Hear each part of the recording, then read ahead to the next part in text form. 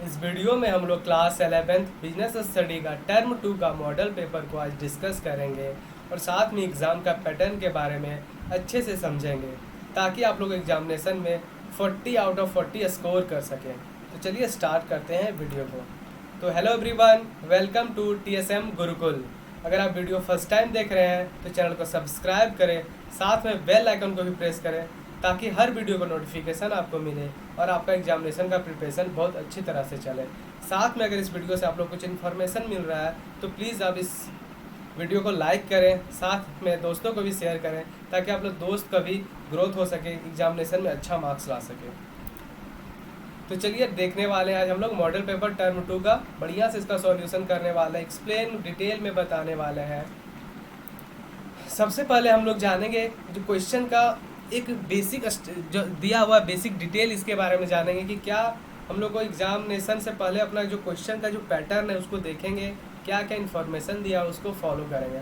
तो सबसे पहले जो हमारा टर्म 2 का जो मॉडल पेपर आया हुआ है सेट 1 को यहाँ पे डिस्कस कर रहे हैं। इसमें जो मार्क्स है आपका टोटल फुल मार्क्स 40 मार्क्स का रहेगा और टाइमिंग आपका 1.5 घंटा का दिया हुआ है। इसमें टोटल नंबर ऑफ क्वेश्चन 19 है, लेकिन सारा 19 को आपको सॉल्व नहीं करना है। ये क्वेश्चन पेपर 3 कैटेगरी में बांटा गया है, सेक्शन A, B और C। सेक्शन A में आपका रहेगा क्वेश्चन नंबर 1 से लेकर 7 तक, जिसमें से आपको ओनली 5 ही अटैम्प्ट करना है और हर क्वेश्चन का मार्क्स रहेगा 2 मार्क्स। तो आप लोगों को 2 मार्क्स के लिए बहुत ज़्यादा नहीं लिखना, आप लोगों को छोटा ही 2-3 सेंटेंस में ही कंप्लीट कर देना आंसर को। दूसरा सेक्शन है हमारा, उसमें क्वेश्चन नंबर 8 से 14 तक पूछेगा। इसमें भी आपको 5 ही क्वेश्चन को अटैम्प्ट करना है और इसमें हर क्वेश्चन 3 मार्क्स का रहेगा और जो क्वेश्चन का आप लोग को वर्ड यूज़ करना है इसमें कम से कम 50 वर्ड में लिखना है आपको आंसर को। और नेक्स्ट जो रहेगा आपका सेक्शन, उसमें आपका रहेगा क्वेश्चन नंबर 15 से 19 तक। इसमें हर क्वेश्चन 5 मार्क्स का रहेगा और इसमें से आप लोग को मात्र 3 ही क्वेश्चन को अटैम्प्ट करना है। तो आप लोग बढ़िया से समझ गए होंगे, टोटल 19 क्वेश्चन रहेगा, उसमें से पहला सेक्शन में 5 ही को अटैम्प्ट करना है, दूसरा सेक्शन में भी 5 को अटैम्प्ट करना है, तीसरा सेक्शन में मात्र 3 को ही अटैम्प्ट करना है। तो आप लोग का शॉर्ट आंसर वाला में शॉर्ट ही आंसर लिखना है और लॉन्ग वाला में लॉन्ग लिखना है, ना कि उल्टा करना है, क्योंकि मार्क्स जितने मार्क्स का उतना ही मार्क्स मिलेगा। अगर आप लोग बहुत ज़्यादा भी लिखने वाले 2 मार्क्स का क्वेश्चन में 2 ही मार्क्स मिलने वाला है। ओके, आप लोग का एक बेसिक चीज़ समझ गए हैं। तो एग्जामिनेशन से पहले इस चीज़ को ध्यान में रखना है, उसके बाद क्वेश्चन को स्टार्ट करना है। तो चलिए स्टार्ट करते हैं। हमारा जो फर्स्ट क्वेश्चन पूछ रहा है, why do business firm required a fund. Business, हर बिजनेस को भाई क्यों फंड चाहिए, क्यों पैसा चाहिए? Because every business organisation need to purchase plant, machinery, lands, buildings और बहुत सारा एसेट है उसको खरीदने के लिए। तो हर बिजनेसमैन को क्या चाहिए, हर बिजनेस को क्या चाहिए भाई? पैसा चाहिए। क्यों पैसा चाहिए? ताकि वो परचेज कर सके प्लांट को। बहुत सारा मशीन भी यूज होता है हमारा बिजनेस फार्म में, तो उसके लिए हम लोग मशीन भी चाहिए, ज़मीन भी चाहिए ताकि अपना बिजनेस हम जहाँ पे सेटअप कर रहे हैं, और साथ में बिल्डिंग भी बनाएंगे। तो कैसे बनेगा? तो इसके लिए हम लोग को फंड चाहिए। फंड हम लोग या तो अपना फ्रेंड से ला सकते हैं, अपना घर से ला सकते हैं, रिलेटिव से ला सकते हैं, बैंक से ला सकते हैं, या फिर आप लोग पढ़े होंगे शेयर से भी ला सकते हैं, डिवेंचर से ला सकते हैं। ठीक है, बहुत सारा लाने का जरिया है फंड। साथ में हम लोग को और फंड क्यों चाहिए भाई? ताकि हमारा डे टू डे जो ऑपरेशन है बिजनेस का, जैसे बिजनेस को चलते समय हमारा मशीन चल रहा है तो मशीन में डीजल चाहिए ना, तो एक बार डीजल डालने से तो पूरा ज़िंदगी भर नहीं चलने वाला है। तो हर दिन डीजल डालना पड़ता है, डीजल को डालना पड़ेगा। कोई अगर आ गया बड़ा आदमी, तो अगर कोई ऑर्गेनाइजेशन का कोई खास आदमी आ गया तो उसको लिए फिर चाय नाश्ता के लिए, तो क्या करेंगे हम लोग? दौड़ के जाएंगे बैंक बैंक बैंक, हमको पैसा दे दीजिए भाई, हमारा डे टू डे ऑपरेशन करने के लिए हमारे पास पैसा नहीं है। तो नहीं, ऐसा नहीं होगा भाई। डे टू डे ऑपरेशन के लिए भी हम लोग को फंड चाहिए। साथ में अगर अपना बिजनेस को हम लोग एक्सपेंशन करना चाह रहे हैं, बढ़ाना चाह रहे हैं, ग्रोथ चाहिए, तो उसके लिए भी हमारा फंड चाहिए। तो आप लोग का यहाँ पे 3 पॉइंट है, काफ़ी है। 3 पॉइंट लिखने से आपको फुल 2 मार्क्स यहाँ पे मिल जाएगा। नेक्स्ट क्वेश्चन हमारा क्वेश्चन नंबर 2 से बोल रहा है, डिफाइन कम्युनिकेशन। क्या है आखिर कम्युनिकेशन? कम्युनिकेशन का मतलब बस सिंपल सा ध्यान में रखना कि जो भी अपना आइडिया है, थॉट है, उसको हम लोग दूसरे के पास पहुंचाना, ट्रांसमिट कर रहे हैं, दैट इज़ कम्युनिकेशन। ठीक है, यहाँ पे दिया गया है कम्युनिकेशन क्या है, एक लैटिन वर्ड से बना है कम्युनिस्ट से, इसका मतलब होता है कॉमन सेंस। और साथ में बता रहा है कम्युनिकेशन क्या है भाई, तो कर रहा है अपना शेयर कर रहा है आइडिया, किसको कर रहा है? अब दूसरा पर्सन को कर रहा है, उसको समझ में भी आना चाहिए आइडिया को, दैट इज़ कम्युनिकेशन। और यहाँ पे अदर वर्ड बोला कि transmission and interaction of a fact, idea, opinion feeling और attitude, that is all communication. Communication का मतलब जैसे अभी हम क्या कर रहे हैं, आप लोग क्वेश्चन का आंसर बता रहे हैं और आप लोग उसको समझ पा रहे हैं, दैट इज़ कम्युनिकेशन। हर दिन हर कोई 24 घंटा तो कम्युनिकेट करता है भाई, अपना घर में मम्मी पापा से, दोस्तों से, दैट इज़ कम्युनिकेशन। चलिए हमारा नेक्स्ट क्वेश्चन है क्वेश्चन नंबर 3। इसमें बता रहा है what do you mean by warehousing. Warehousing क्या है? तो वेयर हाउसिंग क्या है? जो प्लेस जहाँ पे हम लोग अपना गुड्स को स्टोर करते हैं, दैट इज़ वेयर हाउसिंग। ठीक है, लेकिन हम लोग घर में गुड्स को स्टोर करना और एक कंपनी और एक ऑर्गेनाइजेशन में स्टोर करना दोनों में डिफरेंट है, बहुत ज़्यादा डिफरेंस है। तो हम लोग घर में सामान कहीं पे कुछ भी उठा के रख देते हैं, तो हम लोग उसको स्टोर रूम बोलते हैं, लेकिन कंपनी का स्टोर एकदम अलग होता है। वहाँ पे क्या होता है, हर चीज़ को एक सिस्टमेटिक ऑर्गेनाइज वे में रखा जाता है, ताकि जब जिसका दरकार पड़े, हर दिन तो चाहिए ना कुछ कुछ सामान भाई, तो उसको कब कितना शॉर्टेज हो रहा है, कितना कम है, अधिक है, उसको भी देखा जाता है, प्रॉपर वे में रिकॉर्ड किया जाता है कि अभी हमारा कौन सा मटेरियल कितना है, कब का मटेरियल है, कौन सा क्वालिटी का है, कितना क्वांटिटी है, सारा एक ऑर्गेनाइज वे में लिखा जाता है। ठीक है, उसमें वेयर हाउस में। और साथ में वेयर हाउस ऐसा नहीं कि बस सामान को ही रख रहा है, एक लॉजिस्टिक सर्विस को भी प्रोवाइड करता है। लॉजिस्टिक सर्विस यहाँ पे क्या बता रहा है कि right place for the right quantity at a right time at a right cost. हर गुड्स का एक सही जगह होना चाहिए, साथ में एक सही क्वांटिटी भी होना चाहिए। ऐसा नहीं कि अभी स्टोर में कोई सामान है, कल हमारा प्रोडक्शन होने वाला है, सामान ही नहीं है, तो एक क्वांटिटी होना चाहिए ताकि हमारा जब प्रोडक्शन हो तो प्रॉपर वे में चलता रहे, और साथ में एक राइट समय में भी होना चाहिए हमारा प्रोडक्ट, और साथ में एक राइट कॉस्ट में। खाली सामान रखना नहीं, एक राइट कॉस्ट, एक प्रॉपर कॉस्ट होना चाहिए, उसके हिसाब से रखना चाहिए, that is called warehousing. I hope आप लोग को अच्छे से क्लियर हो गया होगा sir point. Next question number 4 बता रहा है what do you understand by ATM. आप लोग एटीएम से क्या समझते हैं भाई? एटीएम आप लोग अब क्या बताएं, एटीएम खुद ही देखिए और निकालिए पैकेट से, एटीएम आप लोग के पास होगा। तो एटीएम का क्या है भाई? एटीएम बोल रहे हैं यहाँ पे ऑटोमेटेड टेलर मशीन जो है, एक 24 आवर ऑपरेटेड ऑटोमेटेड मशीन होता है, और क्या करता है, हेल्प करता है हमारा पैसा को डिपॉजिट करने, साथ में साथ जब विड्रॉ करने के लिए भी। तो एटीएम सबके पास है, सब जानते हैं एटीएम का क्या क्या बेनिफिट है, बस उसी को लिखना है कि हम लोग इसमें डिपॉजिट भी कर सकते हैं मनी, साथ में विड्रॉ भी कर सकते हैं। कैसे कर सकते हैं? तो एक एटीएम होता है, एटीएम क्या होता है, हम लोग इंसर्ट करते हैं एक प्लास्टिक कार्ड, उसी को हम लोग एटीएम बोलते हैं, और उसमें क्या रहता है, एक नंबर रहता है जिसको बोलते हैं पर्सनल आइडेंटिफिकेशन नंबर, पिन रहता है, उसके थ्रू हमारा बैंक से लिंक रहता है, बैंक अकाउंट से। तो हमारे अकाउंट में जो पैसा है वो हमारे अकाउंट से निकलेगा, ना कि हम एटीएम में डालें तो एटीएम में जितना पैसा सारा निकलने वाला है। तो भाई एक हमारे अकाउंट में जो पैसा है उससे लिंक रहता है एटीएम, और वही पैसा हम लोग को निकलने वाला है। क्लियर? अब नेक्स्ट क्वेश्चन नंबर 5 को बता देंगे। बोला define social responsibility of A business. क्या क्या रिस्पॉन्सिबिलिटी है एक बिजनेस का सोसाइटी के प्रति? तो हर बिजनेस का भाई रिस्पॉन्सिबिलिटी है सोसाइटी के प्रति, रिस्पॉन्सिबल रहना ही चाहिए। क्यों रहना चाहिए? क्योंकि जो बिजनेस है एक सोसाइटी ही पे तो अपना रन कर रहा है, तो अपना सोसाइटी को भी देखना चाहिए, सोसाइटी का क्या नीड है, उसको क्या फुलफ़िल करना चाहिए, क्या क्या दरकार है उसको देखना चाहिए। क्लीनिंग चाहिए, एजुकेशन चाहिए, और साथ में जॉब अपॉर्चुनिटी चाहिए। एक बिजनेस को देखना चाहिए अपना सोसाइटी के नज़दीकी का वातावरण को। ठीक है, तो यहाँ पे क्या बताया गया कि सोशल रिस्पॉन्सिबिलिटी क्या है, तो एक वॉलंटरी होता है। वॉलंटरी होता है, ऐसा नहीं कि ज़बरदस्ती है कि बिजनेस को करना ही पड़ेगा।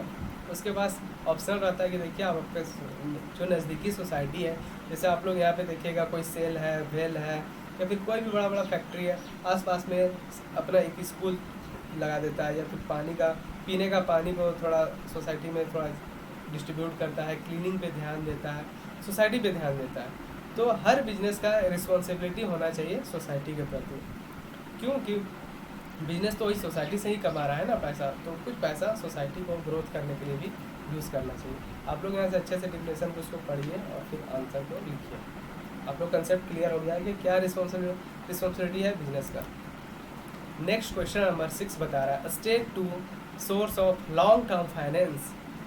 2 सोर्स बताना है लॉन्ग टर्म फाइनेंस का। तो हम लोग जानते हैं लॉन्ग टर्म फाइनेंस क्या होता है, शॉर्ट टर्म फाइनेंस क्या होता है। तो लॉन्ग टर्म फाइनेंस जब हम लोग को बहुत लंबा समय के लिए अगर हम लोग को फाइनेंस चाहिए, दैट इज़ लॉन्ग टर्म। और शॉर्ट टर्म विद इन हम लोग 1 ईयर में हम लोग रिटर्न कर देते हैं, that is short term source. Okay, तो यहाँ पे 2 पूछा है, 2 सोर्स बताना है।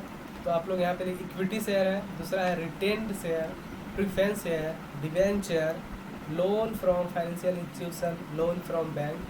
यहाँ पे आप लोग 1 2 3 4 5 6 में से आप लोग को दो जो अच्छा लगता है, दो को आप लोग को लिख लेना है, बाकी छोड़ देना।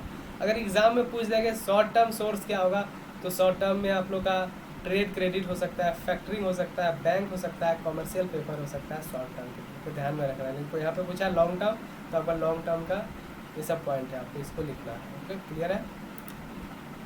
नेक्स्ट क्वेश्चन नंबर 7 बता रहा है who is a wholesaler. Wholesaler कौन है भाई? होलसेलर हम लोग सब पे नाम सुने, होलसेलर जहाँ पे अरे सामान बहुत सस्ता में मिलता है। क्यों? क्योंकि यहाँ पे बहुत बड़ा बड़ा दुकान रहता है और एक ही मैक्सिमम रहता है, एक ही सामान का दुकान रहता है, दूसरा दुकान में दूसरा सामान रहता है, तीसरा दुकान में तीसरा सामान रहता है, पूरा थोक में रहता है। होलसेल होलसेल ही सुनेंगे। तो बस सेम यही कंसेप्ट यहाँ पे भी कि होलसेल क्या है कि wholesale trade refer to the buying and selling of goods and services in large quantity. बहुत लार्ज क्वांटिटी में गुड्स और सर्विसेज को क्या कर रहा है, बाय करता है और सेल करता है, और उसके बाद फिर क्या करता है, रीसोल्ड और to be use for the other purpose. या तो फिर उसको रीसोल्ड करेगा या फिर उसका दूसरा पर्पस के लिए यूज़ करता है। और साथ में कह warehouse are the people who sell goods to retailer. उसके बाद वेयर हाउस क्या करेगा, फिर या तो अपना दूसरा आदमी को गुड्स को बेचेगा, रिटेलर को बेचेगा, या फिर मर्चेंट को बेचेगा, या इंडस्ट्रियल हाउस को बेचेगा, या फिर कॉमर्शियल यूज़ करने के लिए रखेगा। क्लियर है कंसेप्ट। वेयर हाउस क्या है, पहले क्या करेगा, बाय और सेल करेगा गुड्स और सर्विसेज लार्ज क्वांटिटी में, फिर उसको फिर से दोबारा वो बेच देगा किसको, या रिटेलर को, या फिर मर्चेंट को, या फिर कोई डायरेक्ट कस्टमर को ही बेच देता है। That is warehouse. अब थोड़ा सा हम लोग को क्वेश्चन को थोड़ा 50 वर्ड्स में लिखना है, तो थोड़ा बड़ा करके लिखना है। वहाँ पे तो छोटा 2-3 लाइन में चलता है, लेकिन अब यहाँ पे 3 मार्क्स का क्वेश्चन पूछ रहा है, तो थोड़ा सा लंबा लिखना पड़ेगा। क्वेश्चन नंबर 8 बता रहा है what do you understand by fix deposit account. Fix deposit account से क्या समझते हैं आप? तो हम लोग बहुत प्रकार का अकाउंट होता है ना भाई, करंट अकाउंट है, फिक्स अकाउंट है, रेकरिंग अकाउंट है, तो आप लोग पढ़े होंगे चैप्टर में बढ़िया से, आई होप। तो यहाँ पे हम लोग फिक्स डिपॉजिट के बारे में बात करेंगे। फिक्स डिपॉजिट अकाउंट क्या है, एफडी क्या है। तो एफडी हम लोग सबको ही जानते होंगे अच्छे से कि it is one time deposit and one time take away account. एक बार हम लोग जमा कर देंगे, एक ही बार जमा करते हैं, एक ही बार जितना जमा करना है, 1 लाख 2 लाख 10 लाख 20 लाख 1 करोड़, उसके बाद फिर हम लोग एक ही बार उसको निकालते हैं। कब निकालते हैं? 5 साल 10 साल 20 साल के बाद। क्यों? तो एकदम रेट ऑफ इंटरेस्ट थोड़ा हाई रहता है इसमें, इसीलिए। और अमाउंट जो हमारा फिक्स टाइम पे डिपॉजिट कर देते हैं, फिक्स अमाउंट रहता है, और फिक्स टाइम पे फिर हम लोग को विड्रॉ भी करते हैं। क्लियर है कंसेप्ट। और देखिए क्या बोल रहा है कि the amount deposit in FD account can only withdraw all at once and not in instalment. हम लोग एफडी अकाउंट में क्या करेंगे, जब विड्रॉ करेंगे, पैसा को निकालेंगे, तो एक निश्चित समय पे एक ही बार निकालेंगे, ना कि इंस्टॉलमेंट में निकालेंगे। ऐसा रूल ही नहीं है वहाँ पे। दूसरा पॉइंट बता रहा है बैंक पे interest on a fix deposit account. एक फिक्स रेट ऑफ इंटरेस्ट भी देता है बैंक। जैसे तो बोलता है सीधा कि डबल करेंगे, 10 साल के बाद आपका 1 लाख 2 लाख में कन्वर्ट होने वाला है, या फिर 1 लाख 3 लाख बनने वाला है। ऐसा करके मतलब वो एक सिस्टमेटिक वे में इंटरेस्ट रेट को रखता है, ताकि कितना समय में उसका रेट जो है डबल हो पाए। ठीक है, तो आप लोग यहाँ से अच्छा से दिया हुआ है 1 2 3 4 5 पॉइंट अच्छे से पढ़िए। सारा जो बताएं वही चीज़ घुमा फिरा के लिखा हो, आप लोग अच्छे से पढ़िए, उसको थोड़ा मेमोराइज कीजिए, एग्जाम में आए तो आप लोग अच्छा से इसे लिख सकें। ठीक है, और देखिए क्या लिखा है, rate of interest depend upon the amount of deposit. अगर अधिक अमाउंट में जमा कर रहे हैं तो आप लोग को थोड़ा रेट ऑफ इंटरेस्ट अधिक मिलेगा। ज़्यादा समय के लिए जमा कर रहे हैं तो फिर ज़्यादा रेट ऑफ इंटरेस्ट मिलेगा। ठीक है, full repayment of the amount available before. जब मैच्योरिटी होगा तभी हमारा सारा अमाउंट का पैसा रिकवर होने वाला है, मिलने वाला है। ठीक है, अब क्वेश्चन नंबर 9 हम लोग देखेंगे। Right any 3 difference between life insurance and fire insurance. आप लोग सब जानते होंगे लाइफ इंश्योरेंस करवाना है, कोई फायर इंश्योरेंस करवाना है। तो लाइफ इंश्योरेंस किसका होता है भाई? तो लाइफ इंश्योरेंस एक आदमी का होता है, ह्यूमन लाइफ का होता है। लेकिन फायर इंश्योरेंस किसका होता है? हमारा प्रॉपर्टी का होता है, एसेट का होता है, घर का हो गया, कोई हमारा बड़ा मशीन है, कार है, गाड़ी है, उसके लिए करते हैं फायर इंश्योरेंस। दूसरा पॉइंट बता रहा है क्या कि जो लाइफ इंश्योरेंस होता है क्या करता है, हमारा protection as well as investment होता है। जो हम लोग पैसा लगाते हैं लाइफ इंश्योरेंस में, वो प्रोटेक्शन भी प्रोवाइड करता है ह्यूमन को, साथ में एक इन्वेस्टमेंट का भी रूप में आता है, क्योंकि कुछ साल के बाद पैसा हम लोग को लाइफ इंश्योरेंस वाला फिर हम लोग को पे कर देता है। 10 साल 20 साल के लिए जो इंश्योरेंस रहता है उसके बाद वो पैसा हमारा पे करता है कुछ इंटरेस्ट के साथ। लेकिन फायर इंश्योरेंस में क्या होता है, बस इसको हम लोग एज ए प्रोटेक्शन के लिए ही यूज़ कर सकते हैं, उसके बाद वो एक्सपायर हो जाते हैं, अमाउंट हम लोग को रिकवर फिर नहीं होता है। थर्ड पॉइंट बता रहा है, insurable interest must be present at A time of taking the policies. अब जो हम लोग इंश्योरेंस करवा रहे हैं उस आदमी को हमें प्रेजेंट होना चाहिए, उस समय जिंदा होना चाहिए, इंश्योरेंस हो जाएगा। लेकिन अगर अमाउंट अगर उसका डेथ हो जाता है तो फिर किसको मिलेगा इंश्योरेंस का प्रीमियम, उसके घर का जो नॉमिनी रहेगा उसको मिलने वाला है। और यहाँ पे जब हम लोग फायर इंश्योरेंस का बात करते हैं तो प्रेजेंट में तो होना ही चाहिए, साथ में साथ अगर लॉस भी हो रहा है वो समय भी प्रेजेंट होना चाहिए ड्यूरिंग वही समय वही टाइम पे, ठीक है, at the time of the loss, तभी हम लोग का फायर इंश्योरेंस का प्रीमियम हम लोग को जो पे कर रहे हैं उसका हम लोग को मिल सके अमाउंट। उसके बाद नेक्स्ट पॉइंट बता रहा है, जो हमारा लाइफ इंश्योरेंस होता है 5 से 30 के बीच में होता है और या फिर पूरा ज़िंदगी भर के लिए होता है। लेकिन जो फायर इंश्योरेंस होता है यहाँ पे ओनली 1 ईयर, बस 1 ही साल के लिए होता है, ठीक है। और जो नेक्स्ट पॉइंट बता रहा है, indemnity does not applicable as the loss of the life is not measurable. Indemnity का केस यहाँ पे लागू नहीं होता है, principle of indemnity life insurance में, और इसमें life principle of indemnity applicable होता है। क्या होता है प्रिंसिपल ऑफ इंडिमिनिटी, बताते हैं कि इंडिमिनिटी का मतलब होता है अगर कुछ भी लॉस होता है तो लॉस को हम लोग कैलकुलेशन कर सकते हैं। हमारा जैसे फायर, हमारा कुछ प्रॉपर्टीज़ में आग लग गया, ठीक है, आग लग गया तो उस प्रॉपर्टी का बहुत सारा पार्ट्स होगा, कुछ पार्ट्स में आग लगा होगा, किसी में नहीं लगा होगा, फिर उसको बेचने से कुछ हमारा अमाउंट रिकवर हो जाएगा, तो इसको हम लोग कैलकुलेट कर सकते हैं। लेकिन कोई आदमी का कुछ होता है तो उसको हम लोग मेजरेबल नहीं कर सकते हैं, मेज़र नहीं कर सकते हैं, तो उसको बोलते हैं हम लोग प्रिंसिपल ऑफ इंडिमिनिटी।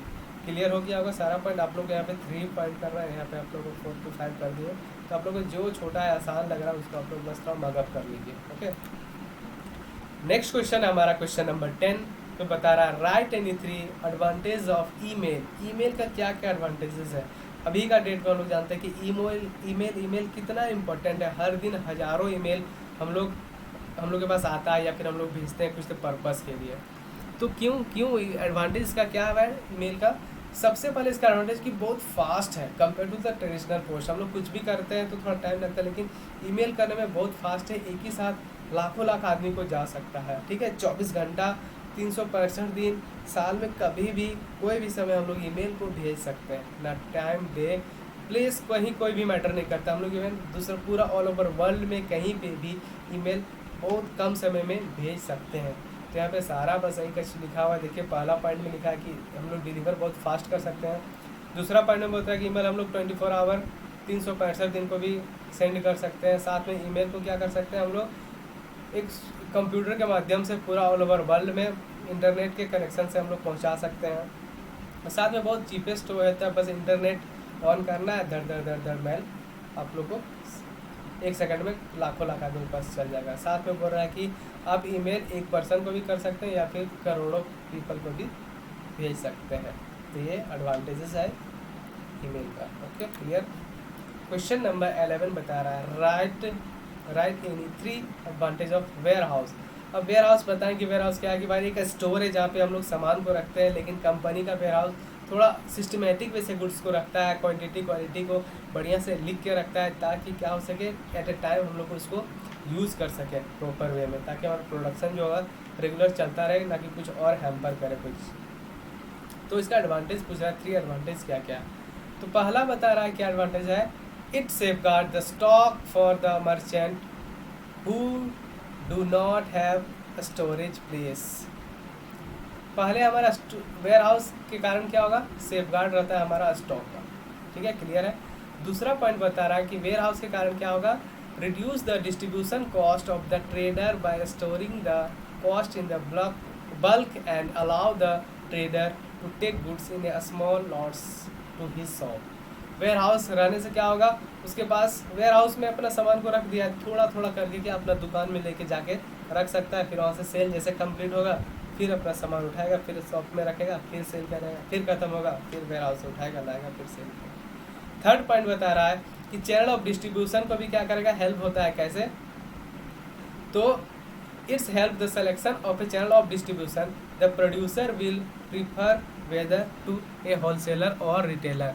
प्रोडक्शन कर रहा है तो बहुत लार्ज अमाउंट में प्रोडक्शन कर रहा है तो या तो रिटेलर को भेजेगा, नहीं तो अपना वेयर हाउस अगर मेंटेन करके रखा है तो वेयर हाउस में सामान को रखेगा, तो प्रोडक्शन में उसको कोई दिक्कत नहीं होगा, डिस्ट्रीब्यूशन चैनल को थोड़ा हेल्प होगा, उसको भी बेनिफिट होने वाला है। फोर्थ पॉइंट बता रहा है क्या, it assist in maintaining the continuous sale and avoid the, हम लोग आउट ऑफ स्टॉक हमेशा सुनते होंगे। फ्लिपकार्ट में अगर आप लोग कुछ परचेज करते होंगे, अमेजोन में या फिर और कोई सोशल साइट में या फिर दुकान में जा रहे हैं, भाई मेरे पास अभी स्टॉक ही नहीं है, तो इसका क्या कारण है, वो लोग प्रॉपर मेंटेन नहीं करता वेयर हाउस के कारण, इसके कारण आउट ऑफ स्टॉक हम लोग को सुनने में पड़ता है। तो अगर आप लोग बिजनेस करते हैं तो आप लोग क्या करना, बिजनेस कर रहे हैं या फिर करने वाले हैं फ्यूचर में, तो वेयर हाउस ज़रूर बना के रखें ताकि आप लोग का जो आउट ऑफ स्टॉक कस्टमर को आप लोग को सुनना ना पड़े। ठीक है। फिफ्थ पॉइंट बता रहा है, it's create employment opportunity for the both skill and unskilled worker. साथ में एक एम्प्लॉयमेंट अपॉर्चुनिटी करता है वेयर हाउस। क्यों? तो सामान रखने के लिए तो भाई आदमी चाहिए ना, उसको मेंटेन करने के लिए भी आदमी चाहिए।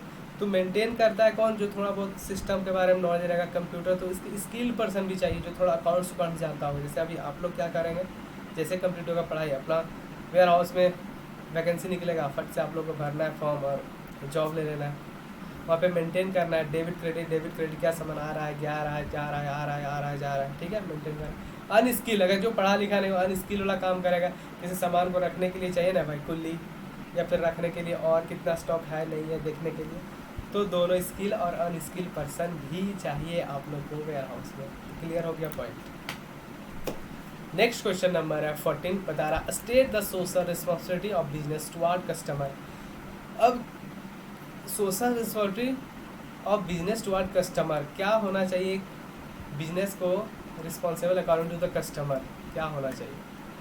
तो रिस्पॉन्सिबिलिटी टुवर्ड कंज्यूमर क्या क्या है या फिर कस्टमर क्या क्या है देखने वाले हैं। तो पहला, बिजनेस को हर कस्टमर को एक प्रॉपर गुड्स को सप्लाई करना चाहिए अपना कस्टमर को या फिर नज़दीकी कस्टमर को। Supply right quality of the goods and services at A reasonable price. Quality goods तो देगा ही देगा और सर्विसेज साथ में साथ रिजनेबल प्राइस में भी देना, कि ऐसा नहीं कि चलो तुम आपको क्वालिटी सामान दे रहे हैं तो बहुत लार्ज अमाउंट चार्ज कर रहे हैं। नहीं, आप क्वालिटी भी सामान दीजिए अपना कस्टमर को और साथ में साथ रिजनेबल प्राइस में भी दे दीजिए। ठीक है। दूसरा पॉइंट बता रहा है कि it ensure regular and adequate supply of the product. ऐसा नहीं कि आप एक बार प्रोडक्ट दे दिए उसके बाद बाकी सारा प्रोडक्ट आप चाइना भेज रहे हैं, पाकिस्तान भेज रहे हैं, जापान भेज रहे हैं, इंडोनेशिया भेज रहे हैं। ठीक है, ऐसा नहीं करना है कि आपको प्रोडक्ट का जो सप्लाई है हमेशा करते रहना है अपना नज़दीकी कस्टमर को या फिर कस्टमर को। क्लियर। थर्ड पॉइंट बता रहा है कि अगर कुछ भी नया प्रोडक्ट आता है तो उसके बारे में भी अपना कस्टमर को बताना है। ठीक है, और जो एग्जिस्टिंग प्रोडक्ट है उसको और अच्छे तरह से कैसे यूज़ करना है उसके बारे में भी बताना है। फोर्थ पॉइंट बता रहा है कि अगर कस्टमर का कुछ भी प्रॉब्लम है, इशू है, तो उसको कैसे हैंडल करना है, उसको कैसे हेल्प करना है, उसको भी आपको बताना है। कौन बताएगा? बिजनेस। क्लियर। अब नेक्स्ट क्वेश्चन नंबर है हमारा, बता रहा है इसमें right any 3 difference between share and debenture. अब बताना शेयर और डिवेंचर का डिफरेंसेस। तो हम लोग जानते हैं शेयर क्या है, owner, company own capital. Share क्या है, कंपनी का ओन कैपिटल है, और डिवेंचर क्या है, बोरो कैपिटल है। ठीक है, याद रहेगा। शेयर जो है, शेयर और company own capital and debenture are the borrowed capital. Clear है शेयर और डिवेंचर का। दूसरा पॉइंट बता रहा है जो पर्सन होल्ड करता है शेयर उसको हम लोग शेयर होल्डर बोलते हैं, और जो पर्सन डिवेंचर होल्ड करता है उसको हम लोग डिवेंचर होल्डर बोलते हैं। 2 पॉइंट क्लियर। तीसरा पॉइंट बता रहा है जो शेयर होता है, शेयर होल्डर सब ऑनर ऑफ द कंपनी होता है, और जो डिवेंचर होल्डर होता है वो क्रेडिटर ऑफ द कंपनी होता है, ठीक है, एक ऑनर एक क्रेडिटर। नेक्स्ट पॉइंट बता रहा है हमारा मोड ऑफ रिटर्न्स। अगर शेयर होल्डर पैसा भाई कंपनी में लगाए तो वो तो ओनर कहलाएगा, ठीक है, वो मालिक है कंपनी का, लेकिन अगर पैसा लगा तो उसके बदले में उसको क्या मिलेगा, उसको जो भी मिलेगा उसको हम लोग बोलते हैं डिविडेंड। उसके बदले में कंपनी में पैसा लगा रहा है एज ए शेयर से, तो उसको डिविडेंड मिलेगा। और वही जो डिवेंचर होल्डर है उसको क्या मिलता है, उसको जो रिटर्न मिलता है उसको हम लोग इंटरेस्ट बोलते हैं। पॉइंट क्लियर है ना? शेयर होल्डर को जो रिटर्न में मिलता है उसको डिविडेंड बोलते हैं, और डिवेंचर होल्डर को जो रिटर्न में मिलता है उसको हम लोग इंटरेस्ट बोलते हैं। क्लियर? नेक्स्ट पॉइंट बता रहा है पेमेंट ऑफ द रिटर्न। जो शेयर होल्डर सब होता है उसको पेमेंट कब मिलता है भाई, तो डिवेंचर होल्डर सबको पेमेंट मिलता है जब कंपनी प्रॉफिट अर्न करता है, तब डिविडेंड को दिया जाता है। लेकिन इंटरेस्ट डिवेंचर होल्डर को मिलेगा हमेशा कंपनी प्रॉफिट हो या फिर लॉस हो, ठीक है। और जो शेयर होल्डर होता है उसके पास वोटिंग राइट होता है, और डिवेंचर होल्डर के पास कोई वोटिंग राइट नहीं होता है। सारा पॉइंट क्लियर हो गया होगा अच्छे से शेयर और डिवेंचर में। चलिए अब क्वेश्चन नंबर हम लोग 14 से लेकर 19 तक नेक्स्ट वीडियो में करने वाले हैं।